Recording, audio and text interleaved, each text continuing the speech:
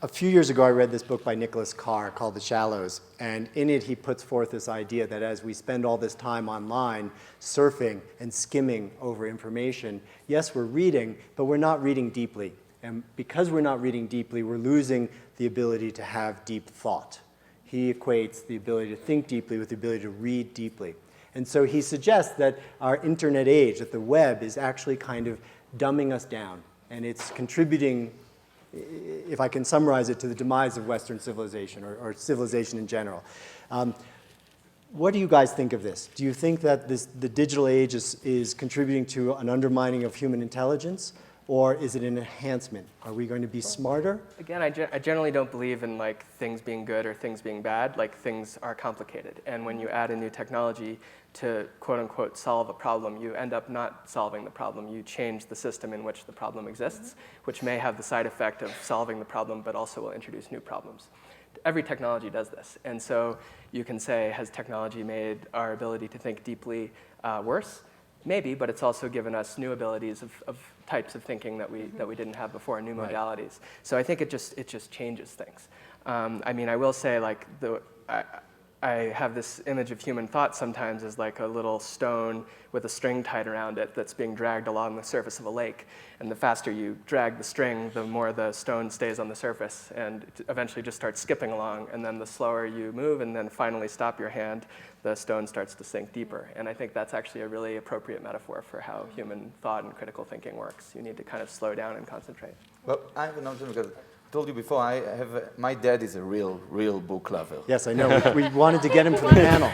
Like, I really love my dad. He's a good dad. And he, like, I grew up, he would like be subscribed to 2 libraries at the same time because one library wasn't enough, and he had a book on the way to work, a different book on the way back from work, a book while brushing his teeth, a book while cooking. And it's a different book, everyone. I just bought him an iPhone. You know what he does? He takes photos of books and reads them on there. Tell him to download Wattpad. Which is exactly the thing we talked about. But anyway, so don't tell him what I'm saying now, because I'm now going to agree with him. When I argue with him, I don't agree with him. So, yeah, you don't know him. So he always says that it's like about the fact that he has the attention to read the whole book, sometimes really long books. And I really want to have that attention, but these days I don't even have the attention to read an email with more than 5 lines. Right. I'm like, oh, he thinks I'm gonna read that? Oh, come on. And I noticed it's obviously not just me. I have this like website, a blog that I read that goes and takes like the most interesting articles. And I saw, and it's supposed to be really good and things, and I noticed they don't just make you scroll down, they tell you how much time it's gonna take you to read that thing. Right. And I noticed myself, oh my God, more than 3 minutes? What do you think? Who do you think you are, taking more than 3 minutes of my time?